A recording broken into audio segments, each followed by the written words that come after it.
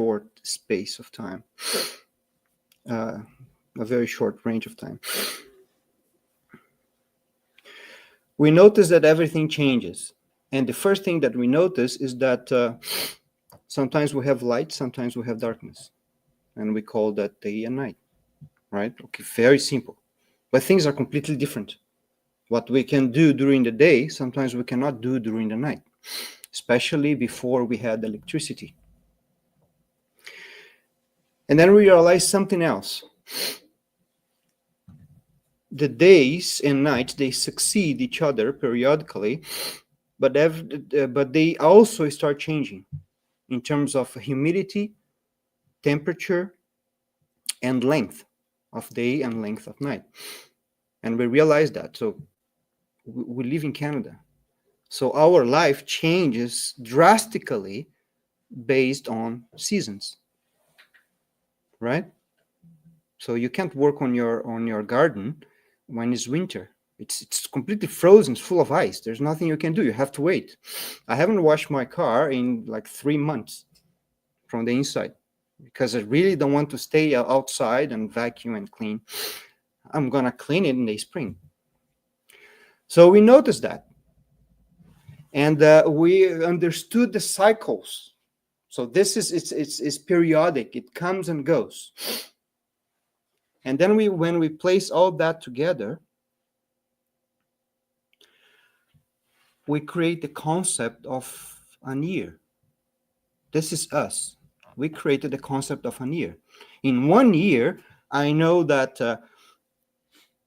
the cycle of changing humidity, temperature, and day length is going to repeat itself. And then we took this year and we start breaking into small parts, all the way to seconds, things that make sense for us. And that regulates our life in here. It regulates our incarnation. This is our creation. We created these units to measure or to help us understand the changes that are always happening. And that tells us how we live, how we do everything. Your morning commute, it's something that matters, right? You know that it's going to take 1 hour, 30 minutes. Why? Because you know that in a few hours you have to shut down. Your body has to shut down. If your body doesn't shut down, you reduce the count of days that you have on this earth, that you have in your incarnation. If you don't sleep well, you're going to get sick, right? So you have to plan your day. And the way that you plan your day is based on this division that we created: hours, minutes, seconds. And it's the same thing with, if you guys are house owners, you know that the shingles on the roof, every now and then you have to change, maybe every 10 years. You have to do it. This is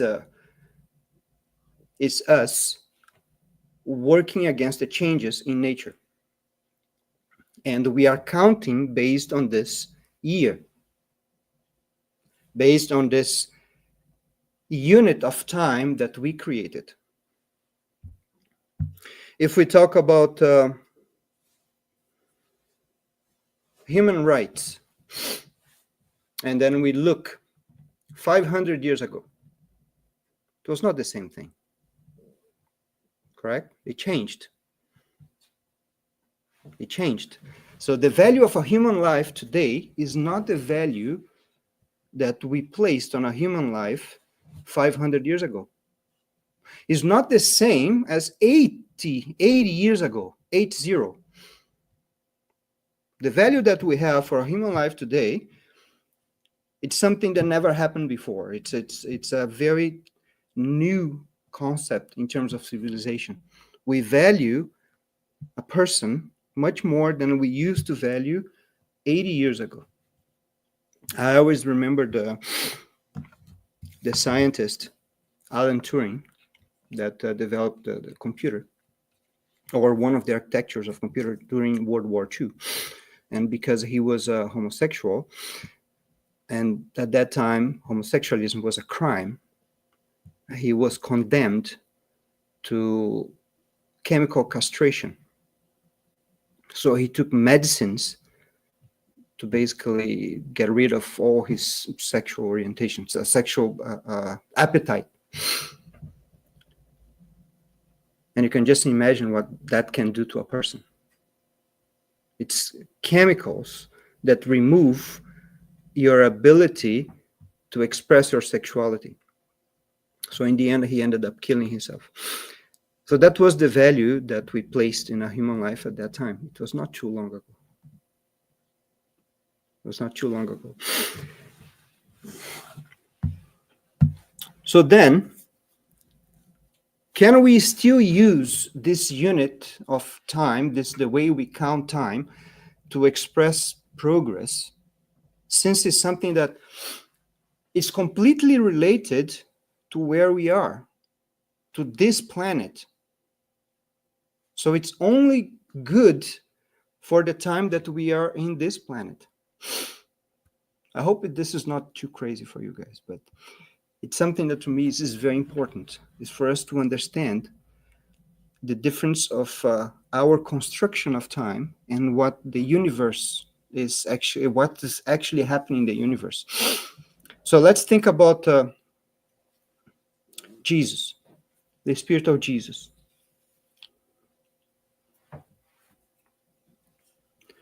He's not incarnated. He doesn't have to keep count of his days, so that you know that when you reach a certain value, let's say 40 or 50 years old, you know that things start happening and you have to change the way you live your life. You have to keep count.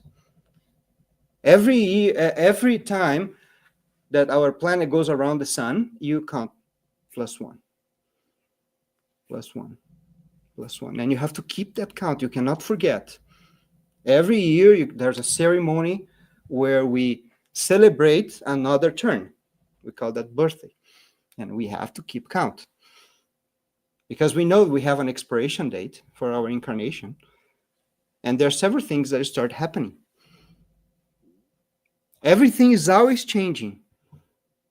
And our body as well. So we have wear and tear. We have diseases that happen more when we are older than we are younger.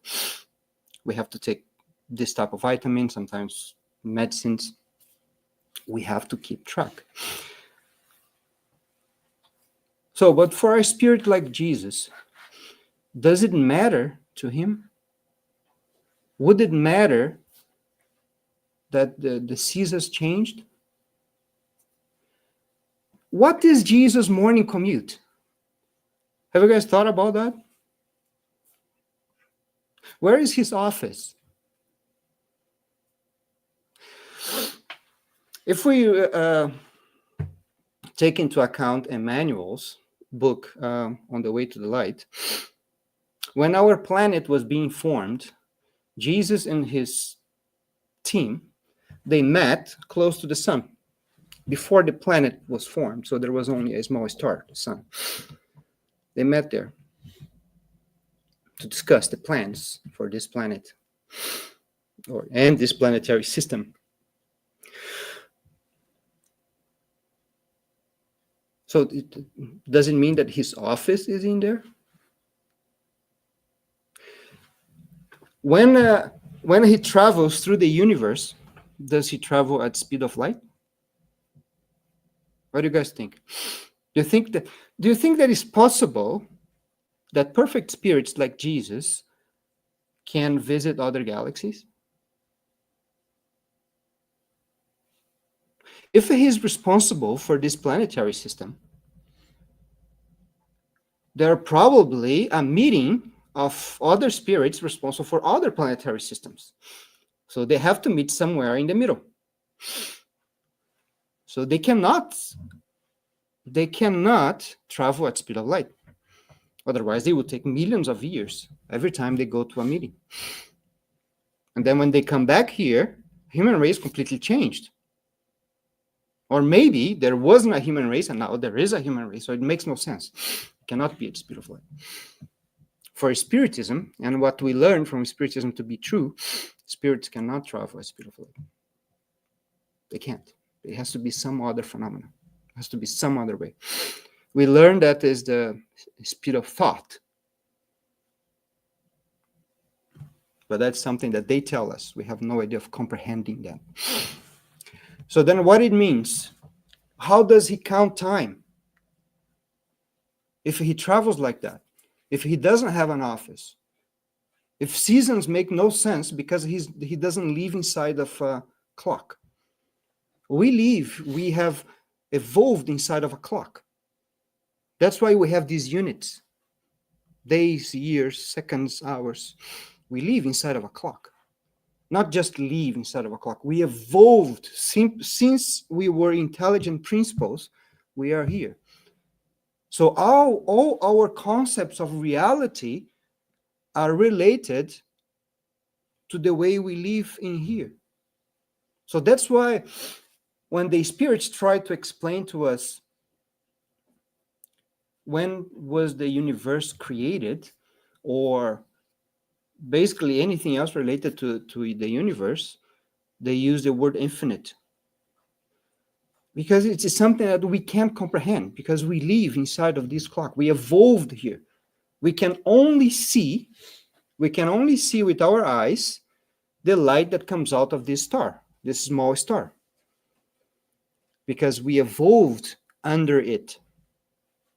Even when we are discarnated, we still have day and night. We don't go out of the planet.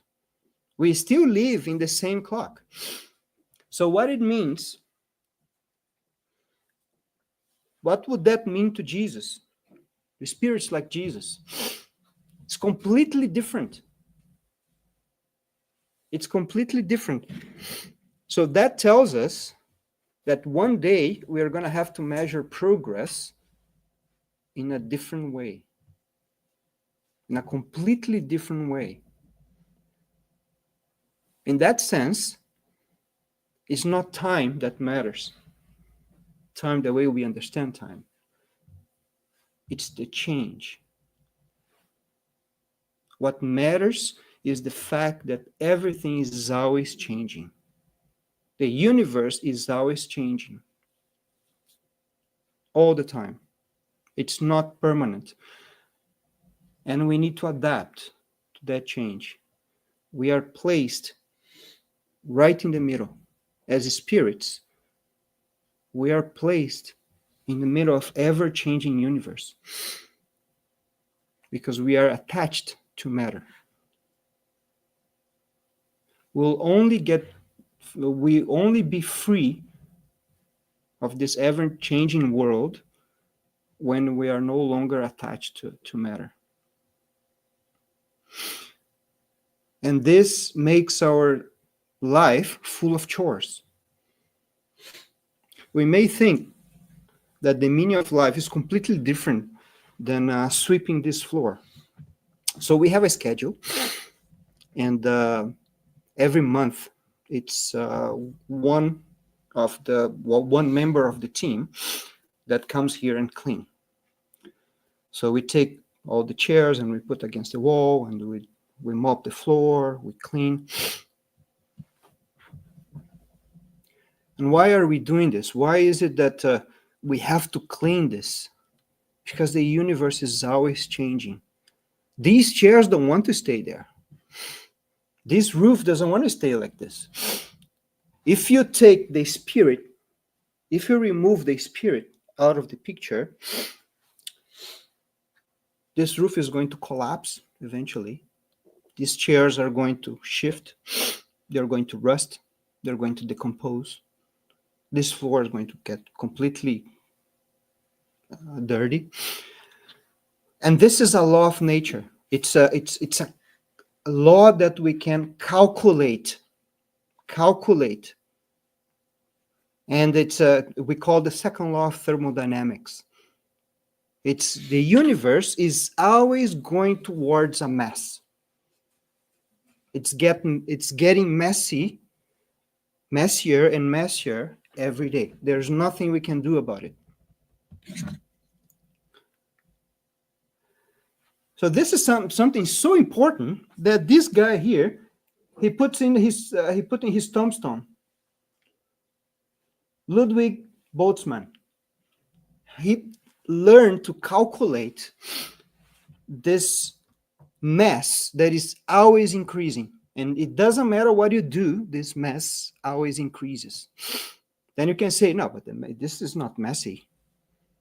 We clean this. Well, when we clean, we are making a mess somewhere else.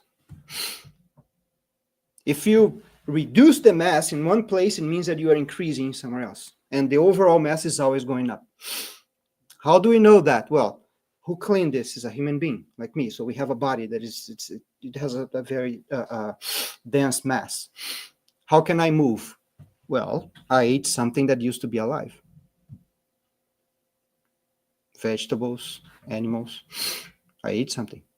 And those animals are no longer, animals and vegetables are no longer alive. Their remains are back to nature. And whatever I don't use, I eliminate. So I made a mess there so that I have the energy to clean the mess here. And this is a law of nature. And this is directly related to the law of progress that we study in the Spiritist book. And is directly related to our lives. That's why our lives are so full of chores. It seems that the only thing you do all day is put the dishes in the dishwasher, take the dishes out of the dishwasher, wash your clothes, clean the house, then you finish, and then it's time to do all over again. Then you go to work, which is your profession is related to this, because things are changing, and you have to do something to keep them organized, to keep a city as a city. And then you come back from work, and you do all your chores, and then over again, and over again, and over again. And then somewhere along the way, you ask yourself, what is the meaning of all that I'm doing? The dishes are going to get dirty again. The clothes are going to get dirty again. And when I leave my job, someone else will replace me. The world will continue, the universe will continue to get messy. So what's the meaning of the Spirit in all that? I don't know if you guys recognize this picture. So this called CMB is the cosmic microwave background. I will explain.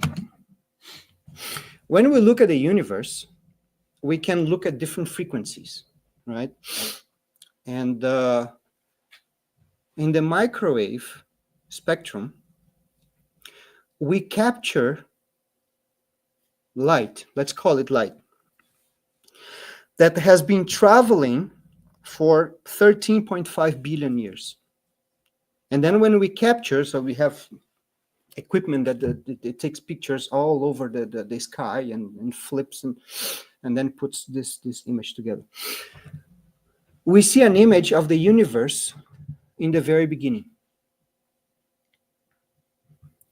And at this time, it was before there were any stars, before there were any galaxies. There were no planets, no life. All we have is a soup of subatomic particles. So it was one point of this mass. And from that point on, the mass increased. And at some point, it's predicted, okay, so this is Big Bang. This is where that picture happened, CMB. This is where we are. So what they're saying is that eventually the universe will be so massy that we're going to stop. It's going to find a balance, and it's going to stop. This is it's a model. It doesn't mean that it's really going to happen. We still, by the way, we still don't know what happened here, because we cannot see further than this point. That's where we pick up that light that has been. That's why light travels so slowly in comparison to the universe that it takes a long time to get to us. So then we can see an image, an information from 13.5 billion years ago, if we change the spectrum of frequencies. But what does that has to do with us as spirits? So I'm saying that everything that we do is related to this mass that keeps increasing. And this that keeps changing. But when we are right in the middle, when the spirit's placed in the middle of all this, something different happens inside of us. The mass inside of us, it goes the other way. It decreases. So it's kind of, we go this way. So the spirit, every time, so when we are sweeping the floor, when we are doing our normal chores, we are learning as spirits. When you go to your job, when you have your profession, you have to deal with co-workers. You have to deal with your family. You don't have to, you get to. It's not bad all the time. So sometimes it's good. And we learn. So inside of us, the mass is reducing. So when we are cleaning TSS, you think about what is it that you are doing. The reason that we can sit here now comfortably and in a clean environment, we can use the washroom, is because someone cleaned. And that makes us feel good. So we are doing something that is not just for us.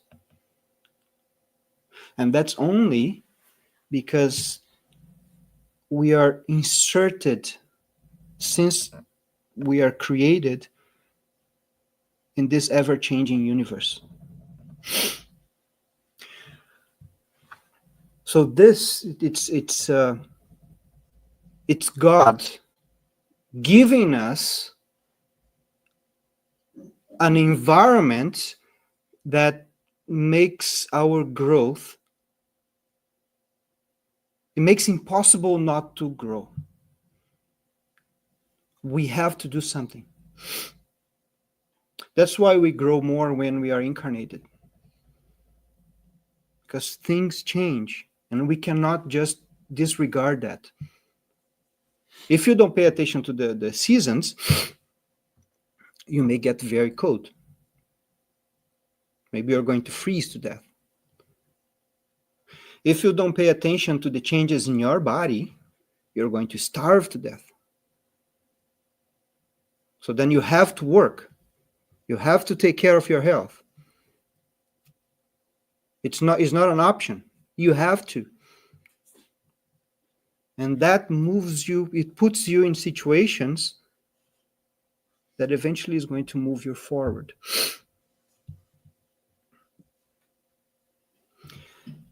So this mass that I'm talking about, by the way, this is called entropy. I'm using the term mass, but this term is called entropy. And that's how today, it's how we understand time. That's the arrow of time. It has nothing to do with days. So actually, the days go by because of this phenomena, because of entropy. And this is directly related to spirits. Okay. So I told you that when we talk about progress, there are two concepts that we have to define. One of them is time. We went through that. What's important is the change. Another one is the standard. So I showed you the cars, and you saw, in this case, well, you can tell right away that there has been progress because you know the standard. The standard is transportation. How do we know if a human being has progressed or not? How do we know if a human being has improved? In question 776 from the Spirit's book, the Spirit tells us that law of progress, it's an universal law. So I just showed you that entropy can actually being calculated. The calculation is so important that the guy put in his tombstone. So it's an universal law. Since its discovery, we only prove that is right everywhere we look, and it can be calculated. That's the same thing with our progress. We don't know how to calculate that. But the Spirit say that is the same thing. It's a law. It's a law. We will progress, and we do progress. There's nothing we can do about it. But progress towards what? When I was researching about that, I remember one thing. I wanted to see how early this goes, this standard for progress, this standard for humankind improvement. And I remembered that in the Gospel according to Spiritism, in the introduction, Socrates and Plato are mentioned as precursors of the Gospel. And then I start studying one book that is very, very important. It's very influential in everything that we do today in terms of government. That is called Politeia. We translate that for the Republic from Plato. And it, when we study when it was written, it's very interesting. In 404 before Christ, in ancient Greece, they had these city-states, right? So it was city-states because they were almost independent, like other countries, but they were inside of the same country. But they didn't agree with each other. And the main ones were Athens and Sparta, two city-states. Sparta, at that time, it lived in an oligarchy. So it was governed by few people that govern all the rest. And in Athens, it was democracy. Right? They had already created another system of government. So it's the government of a lot of people. But Sparta decided to conquer Athens, because Spartans, they were warriors. And they did in 404. So then they established oligarchy. But then it didn't last long. Even though Spartan was warriors, the Athenians, they were able to repel Sparta. And in 399, 5 years later, democracy went back. So that it was restored. So Athens was again a democracy. And then we find Plato and Socrates living there, right there. So today we're talking about tariffs. We are leaving this. So maybe, I don't know, 2,000 years after that, books that were written at this time, they will be interpreted as, okay, the author of this book was going through this. So it's the same thing.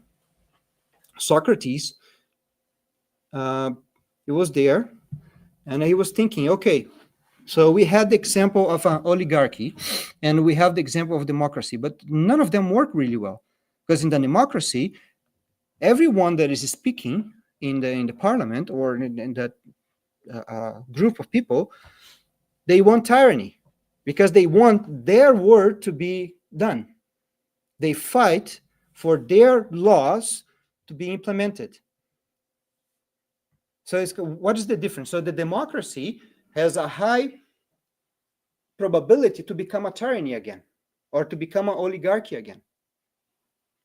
And an oligarchy has a huge probability to become a tyranny. So there has to be something better. And then in 375, they wrote Plato wrote, but it was I don't know if you guys ever read works from Plato. It's about Socrates. So it's Socrates talking. Plato is more the narrator, and it's in the form of debate all the time.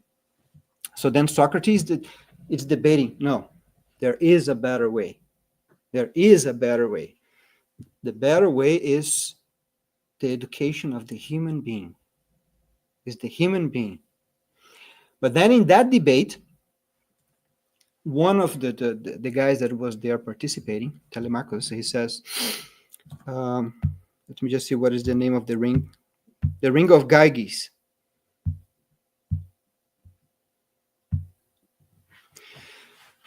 So they have this theory. It's a thought experiment. The ring of Gyges. Gyges. So Telemachus said, if you put this ring, immediately there are no consequences to your actions. You can do whatever you want. What do you do? So it's something that is interesting. We can ask ourselves. If you put a magic ring, and from that moment on, you don't have to answer to any consequences. You can do whatever you want. What do you do? This was the debate where this Telemachus saying that we only do good because of the consequences. If there are no consequences, there's no reason for us to do anything just or good. So then there's no form of government that can be perfect. A person will only govern justly if there are consequences always hanging on that person. And there's this ring. If we put this ring today, what would we do? Actually, this is a good measurement, a good thought exercise for us to do with ourselves to measure our own progress. If today you didn't have to respond to any of the consequences, legal or spiritual, and you can do whatever you want, would you steal? Would you take what you want or not? What Socrates then he proved in his words is that the good person doesn't do good thinking on the consequences or for fear of the consequences. They do good for goodness sake. They do good because that's what makes them happy. It makes them happy to be good. It's natural. That's the nature of the human being, is to be happy, is to be good. And that's what the Socrates was discussing. There is a possibility to make a better government. If people will educate themselves with that purpose. So that's the standard. That's how we know that things have progressed, that human beings have progressed. We have that inside of us. It's like a pressure mechanism. It presses from inside out. And this pressure is released every time we take a step in the right direction. Every time we do something good, we feel that a relief. We feel happiness. So the right thing, it's a physical law. To do right, it's a physical law. It's something that is as concrete as gravity, as anything else. And it's inside of us. All we do is to try to step in every direction and see which step is going to reduce this pressure, is going to tell us that I did something good. And then we learn from it. And we keep going, keep going, keep going. So this is our standard. This is what tells us that we have progressed.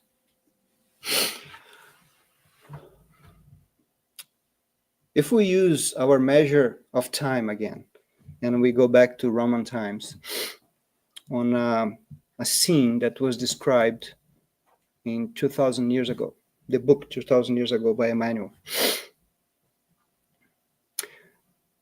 The senator, Lentulus, and his wife, Livia, they were celebrating their wedding anniversary. And they had a ceremony. And in that ceremony, the senator wanted the gladiators to come. So, guys, this is a dinner in a house, okay? This is a residential, like a dinner party. And the gladiators would fight until one of them was dead. And they would just, the slaves would remove the bodies away and clean the blood on the floor. Sometimes they wouldn't even clean the blood. And then people would sit down and eat.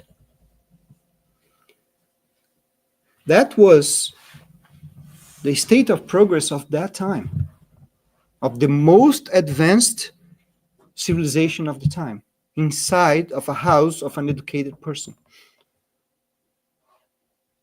Any one of us here, if we would place in that situation today, we wouldn't feel comfortable at all. I can tell you that much. So even if you put the ring of Gyges, you see that, okay, I can tell that much about myself. I can tell that this is the standard of progress. I can tell that I progressed this much. So that's how we measure. That's how we know. And now we can talk a little bit about the situation that we are in the present moment. It's a challenge to be incarnated in the period where we are today. As I said, things are always changing, always changing. But the changes, they go up and down, sometimes accelerate, decelerate, depending on the progress of the spirits. So only the spirit progresses. Matter just changes. It just changes, following that law that I showed you. The spirit is the one that progresses. But as we progress, we receive as a mission to help others progress as well. So then we get to this stage. In the Second World War, there were 2 billion people in this planet. 2 billion. Today we have 8. 8 billion. So it's 4 times the number of people incarnated. Where do they all come from? They do not come from other planets. We have been here all along.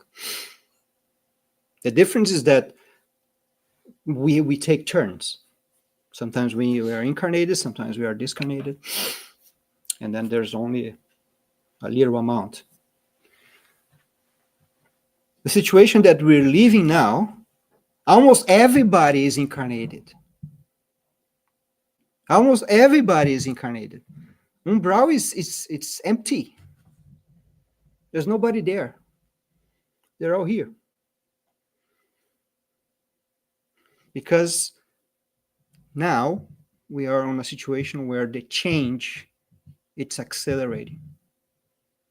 Well, in May, I'm going to Brazil to visit my grandma because she's turning 100. So the whole family is doing a huge party. Because I'm probably not going to see that again. She was born in 1925. She was a young lady during World War II. I don't need to tell her that the world is changing. She knows. It comes from a time where there were no TV to a time where everybody has a TV in their pockets. That never happened before. Never happened before. So, and everybody is being told to, okay, now it's time for you all, that's your last chance. Everybody there now. What do you see?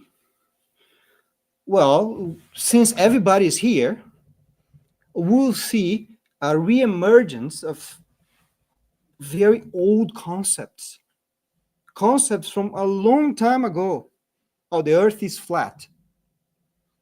Yeah, people used to think that several centuries ago, but that these people are back. People are not the same.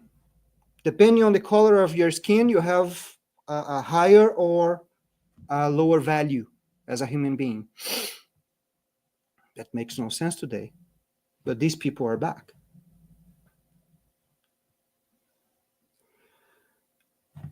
If I live in a country and I'm leader of that country, one of my duties is to expand my territory. Wasn't that the case a long time ago? That was something is that you have to expand your territory. If you are a king, one of the things that is going to make you immortal for history is to expand the territory. These people are back, and they're doing that again. It doesn't matter how many people die on the effort. What matters is, during my time, I expanded the territory. So this is a challenge for us, because we are here right now together with all these people, and we are part of the group. It's not that it's them and us. We are here too, aren't we? We are here too right now. And that is the time that is more important than ever for us to measure our own progress.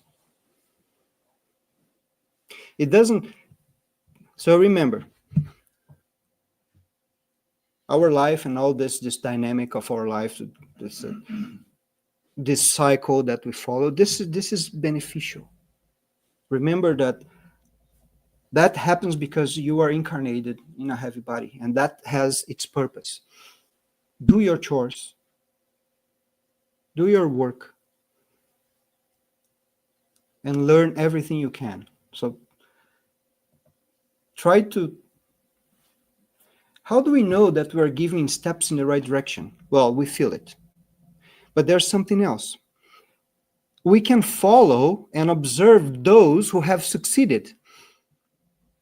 Those who are far ahead and have taken and have tried all wrong steps. And now that we saw that they are ahead, they are there. Okay, so then that guy must know the right way. We can observe these people and we can learn from them. And we do have examples.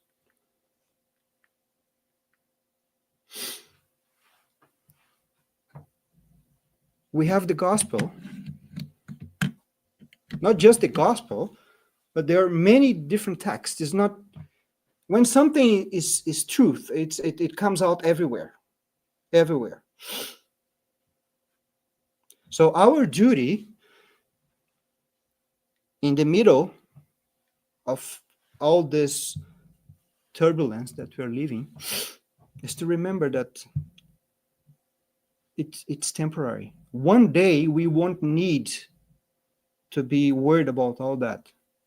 In the spirit world, entropy doesn't act. When we are here is when there's this dynamic, this busy life. One day will be all of this. So this is transient. It's for us to learn. It's for us to take the opportunity, the interactions, the hard work, the diseases,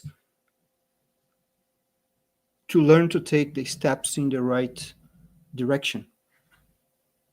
The direction that symbolically I can say that our heart is telling us to.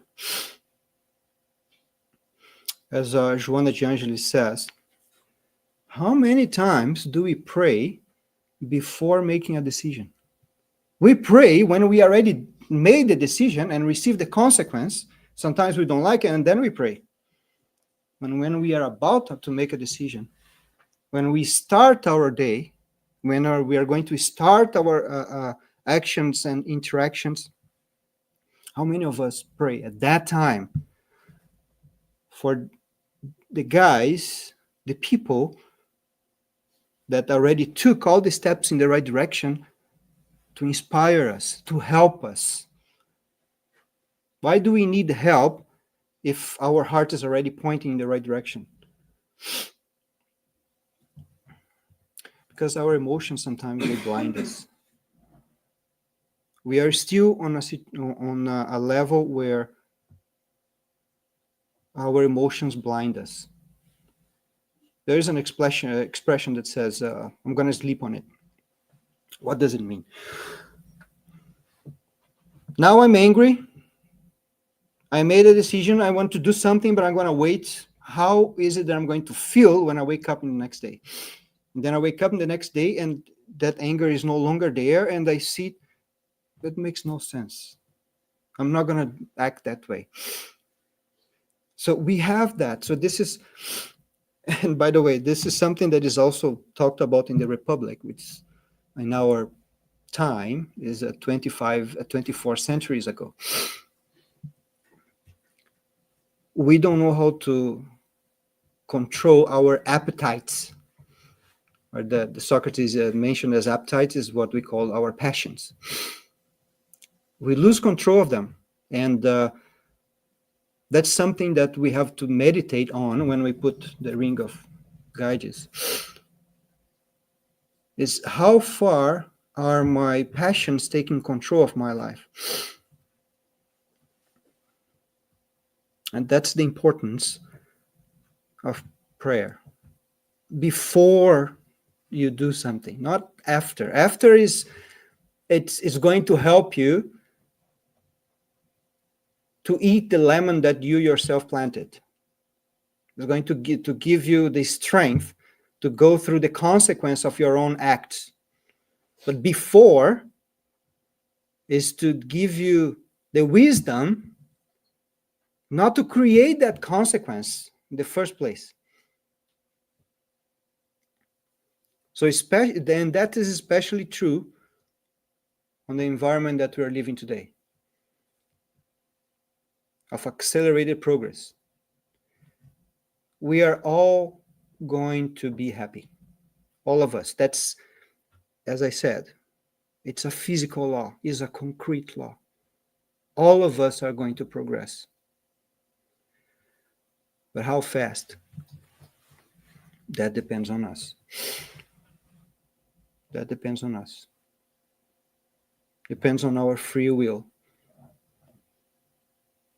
And as my suggestion, remember those that came before us and are showing us the right way to go.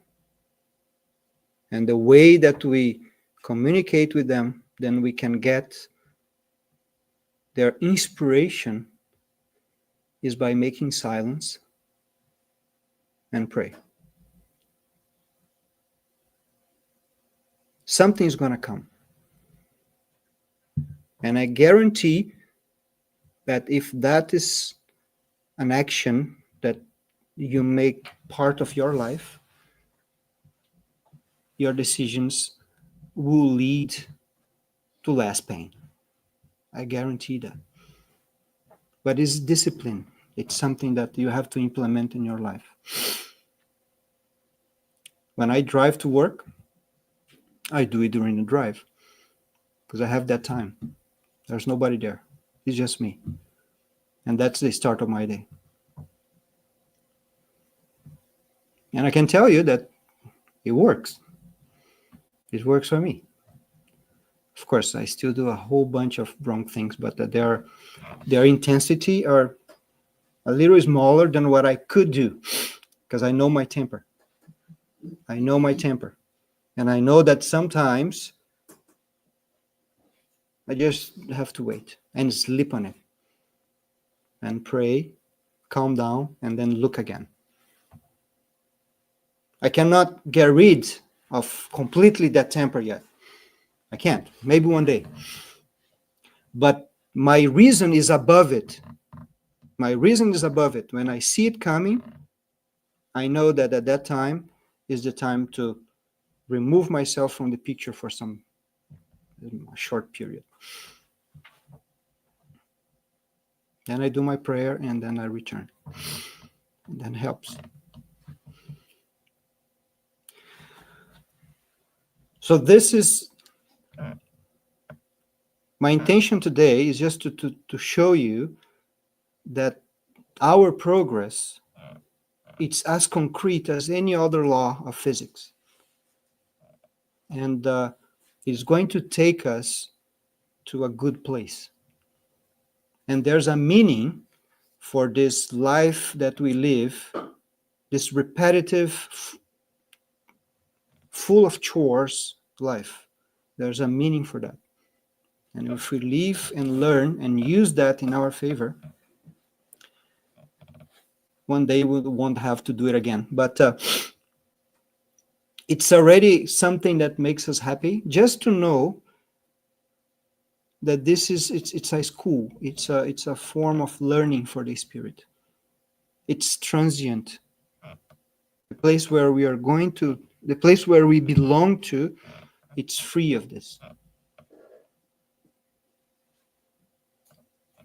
Thank you, guys. That's what I wanted to bring to you today. I hope that is not too confusing, but we have, as any other cycle, we have our cycle of lectures every year, and the themes, they keep repeating, of course, because every time we talk about one topic, something different comes, and it's something that even if you hear all your life, it's still not enough. Our development, our progress as immortal spirits, it's very slow. Our unit of time, it's not enough, because, so if you talk about years and minutes and seconds, it's based on one life. And that goes so fast that the only way for us to see the progress is we'll have to figure out some other way of measuring time, because it's much slower than that. Any comments, guys? Any question? I have here a comment from Nadia. She said that that's so true. I will be moving more vigilant with myself to pray before deciding. Thank you. Many points to reflect. Yeah, if only we could all do that. And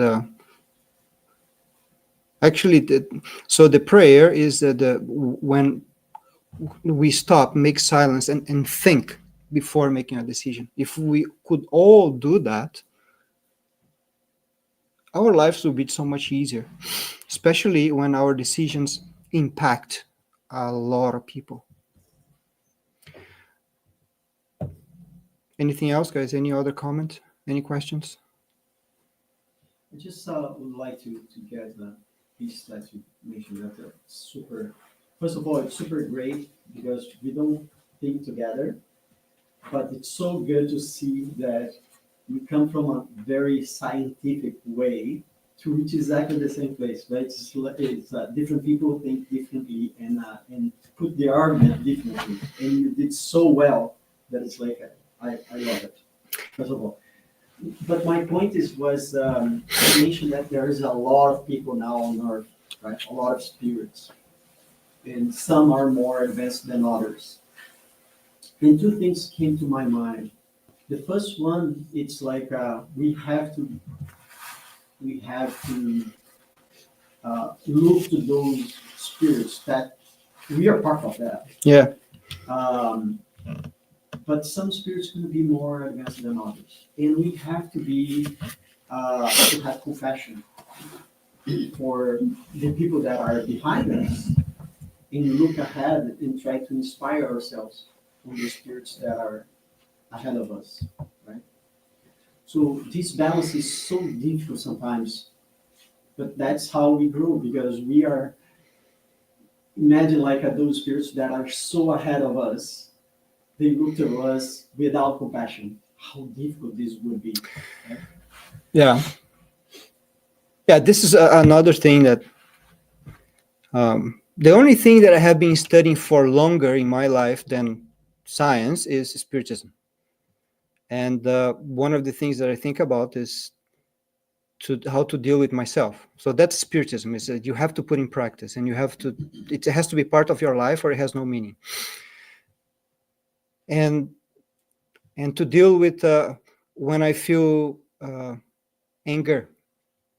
So when I see the types of attitudes that I don't agree, and I feel anger, and then I immediately I feel, okay, that anger is wrong. I shouldn't feel that.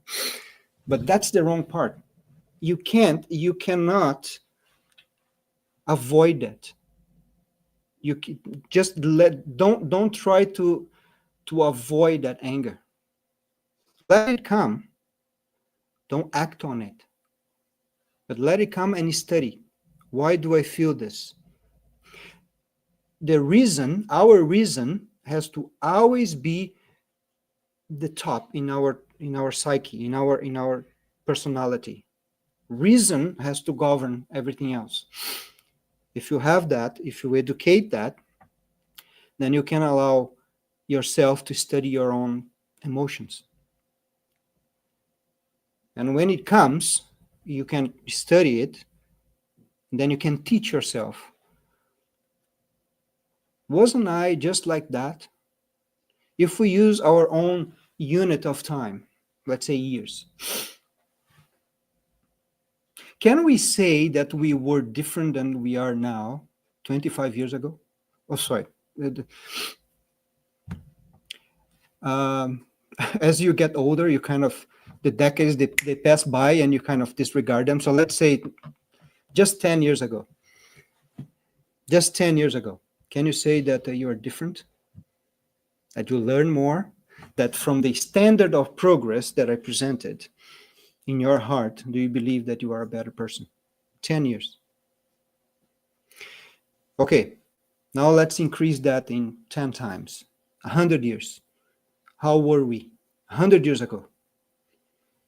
If we say that we were better, we are better now than we were 10 years ago, it means that another 10 years we were even worse, right? Maybe we had less control. 100 years ago, 200 years ago, how were we? 2,000 years ago, maybe we were the ones throwing rocks at Jesus on the cross. So this is reason controlling our passion. When I do that thinking, then I see that, okay, I feel anger because I know that that is wrong in my own standard of progress. But I have to feel compassion. In the same way that someone fell for me when I was in that situation and helped me to grow instead of judging me.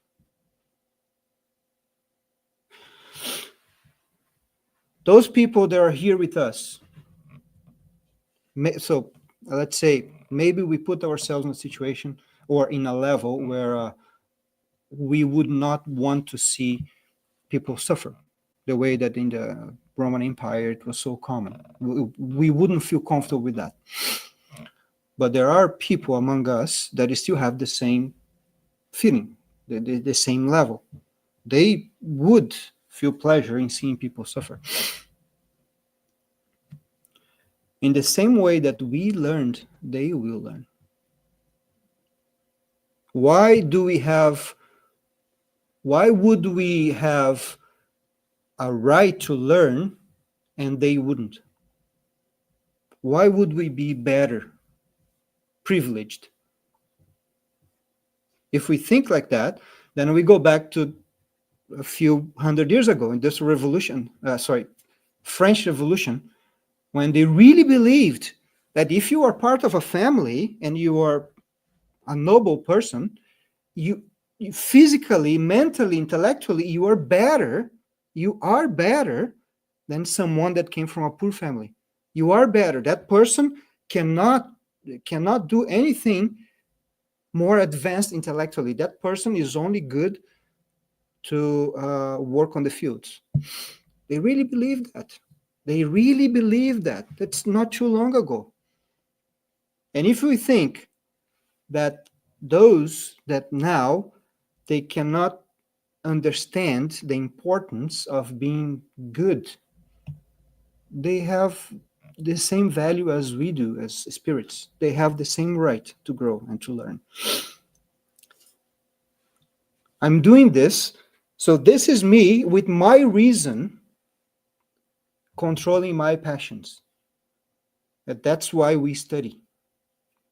That's the meaning of studying, is to develop our reason so that we can control